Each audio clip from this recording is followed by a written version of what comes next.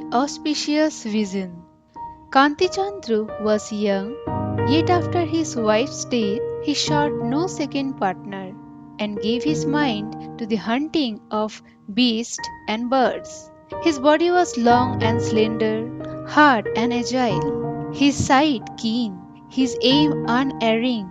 He dressed like a countryman and took with him Hira Singh the wrestler, Chakkun Lal, Khan Sahib the musician, Mian Sahib, and many others. He had no lack of ideal followers.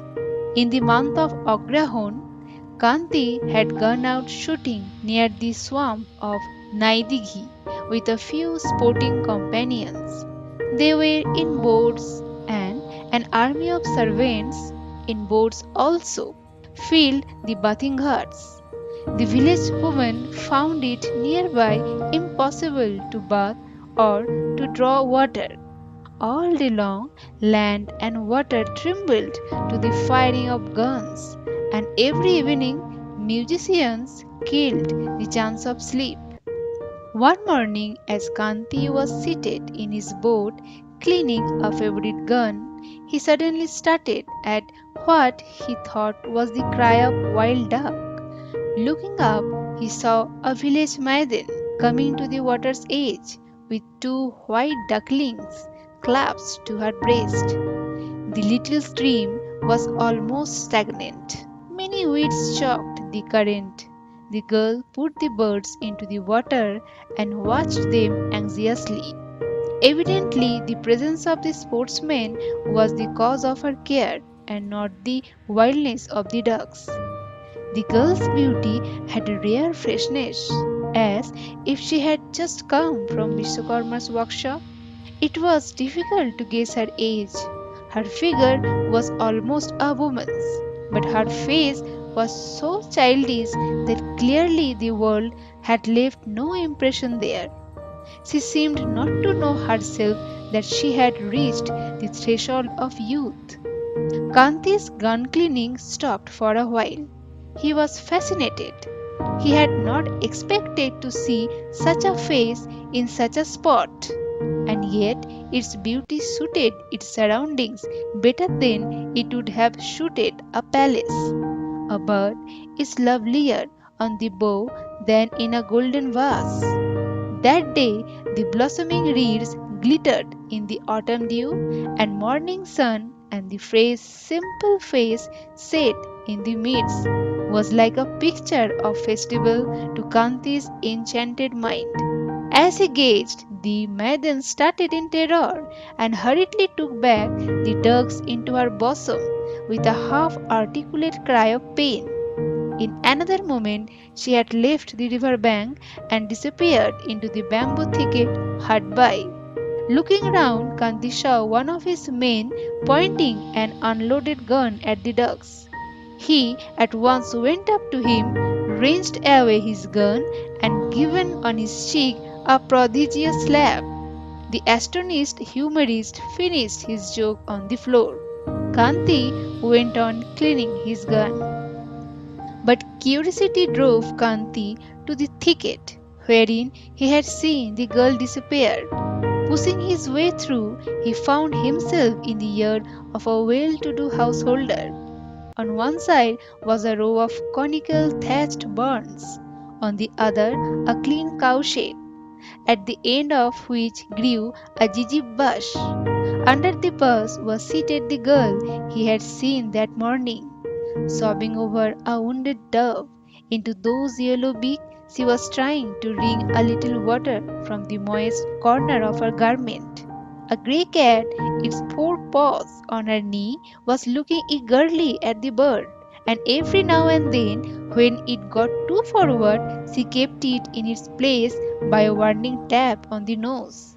The little picture set in the peaceful midday surroundings of the householder's yard instantly impressed itself on Kanti's sensitive heart.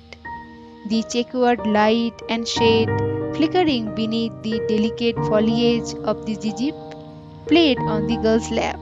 Not far off a cow was chewing the cud and lazily keeping off the flies with slow movements of its head and tail.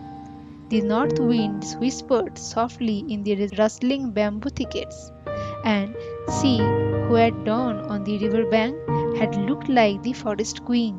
Now, in the silence of noon, showed the eager pity of the divine housewife. Kanti, coming in upon her with his gun, had a sense of intrusion. He felt like a thief caught red handed. He longed to explain that it was not he who had heard the dove. As he wondered how he should begin, there came a call of Shudha from the house. The girl jumped up. Shudha! Came the voice again. She took up her dove and ran within. Shudha, thought Kanti. What an appropriate name. Kanti returned to the boat, handed his gun to his men, and went over to the front door of the house. He found a middle-aged Brahmin with a peaceful, clean-shaven face, seated on a bench outside, and reading a devotional book. Kanti saw in his kindly, thoughtful face something of the tenderness which shone in the face of the maiden. Kanti saluted him and said, "May I ask for some water, sir? I am very thirsty." The elder man welcomed him with eager hospitality and offering him a seat on the bench, went inside and fetched with his own hands a little brass plate of sugar wafers and a bell metal vessel full of water. After Kanti had eaten and drunk, the Brahman begged him to introduce himself. Kanti gave his own name, his father's name, and the address of his home, and then said in the usual way, "If I can be of any service, sir, I shall deem myself fortunate." "I require no service, my son," said Nobin Banerjee. "I have only one care at present." "What is that, sir?" said Kanti. "It is my daughter Shudha, who is growing up, and for whom I have not yet been able to find a worthy bridegroom. If I could only see her well married, all my debt to this world would be paid. But there is no suitable bridegroom here, and I cannot leave my charge of Gopinath here to search for a husband elsewhere. If you would see me in my boat, sir, we would have to talk about the marriage of your daughters." So saying, Kanti repeated his salute and went back. He then sent some of his men into the village to inquire, and in answer heard nothing but praise of the beauty and virtues of the Brahmin's daughter. When next day the old man came to the boat on his promised visit, Kanti bent low in salutation and begged the hand of his daughter for himself. The Brahmin was so much overcome by this undreamed of piece of good fortune, for Kanti not only belonged to a well-known Brahmin family but was also a landed proprietor of wealth and position, that at first he could hardly utter a word in reply. He thought there must have been some mistake, and at length mechanically repeated, "You desire to marry my daughter? If you will deign to give her to me," said Kanti. "You mean Sudha?" he asked again. "Yes," was the reply. "But will you not first see and speak to her?" Kanti, pretending he had not seen her already, said, "That we shall do at the moment of the auspicious vision."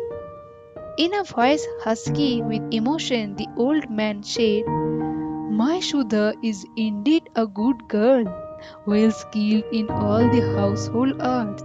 As you are so generously taking her on trust, may she never cause you a moment's regret. This is my blessing." The brick-built mansion of the Mojumdars had been borrowed for the wedding ceremony, which was fixed for next Magh, as Kanti did not wish to delay. In due time, the bridegroom arrived on his elephant, with drums and music, and with a torchlight procession, and the ceremony began. When the bridal couple were covered with the scarlet screen for the rite of the auspicious vision, Kanti looked up at his bride. In that bashful, downcast face, crowned with the wedding coronet and bedecked with sandal paste, he could scarcely recognize the village maiden of his fancy, and in the fullness of his emotion, a mist seemed to becloud his eyes. At the gathering of women in the bridal chamber after the wedding ceremony was over, an old village dame insisted that Kanti himself should take off his wife's bridal veil. As he did so, he started back. It was not the same girl. Something rose from within his breast and pierced into his brain. The light of the lamp seemed to grow dim, and darkness to tarnish the face of the bride herself. At first, he felt angry with his father in law. This old scoundrel had shown him one girl and married him to another. But on calmer reflection, he remembered that the old man had not shown him any daughter at all, that it was all his own fault. He thought it best not to show his errant folly to the world, and took his place again with apparent calmness. He could swallow the powder. He could not get rid of its taste. He could not bear the merrymakings of the festival throng. He was in the blaze of anger with himself as well as with everyone else. Suddenly he felt the bride seated by his side give a little start and a suppressed scream. A lavered scampering into the room had brushed across her feet. Close upon it followed the girl he had seen before. She caught up her lavered into her arms and began to caress it with an affectionate murmuring. "Oh, the mad girl!" cried the woman as they made signs to her leave the room. She heeded them not, however, but came and unconcernedly sat in front of the wedded pair, looking into their faces with a childish curiosity. When a maidservant came and took her by the arm to lead her away, Kanti hurriedly interposed, saying, "Let her be. What is your name?" He then went on to ask her. The girl swayed backwards and forwards, but gave no reply. All the women in the room began to twitter. Kanti put another question. "Have those ducklings of yours grown up?" The girl started at him as unconcernedly as before. The bewildered Kanti screwed up courage for another effort and asked tenderly after the wounded dove, but with no avail. The increasing laughter in the room betokened an amusing joke. At last Kanti learned that the girl was deaf and dumb, the companion of all the animals and the birds of the locality. It was but by chance that she rose the other day when the name of Sudha was called. Kanti now received a second shock. A black screen lifted from before his eyes. With a sigh of intense relief as of escape from calamity, he looked once more into the face of his bride. Then came the true auspicious vision. The light from his heart and from the smokeless lamps fell on her gracious face, and he saw it in its true radiance, knowing that Nobin's blessings would find fulfillment.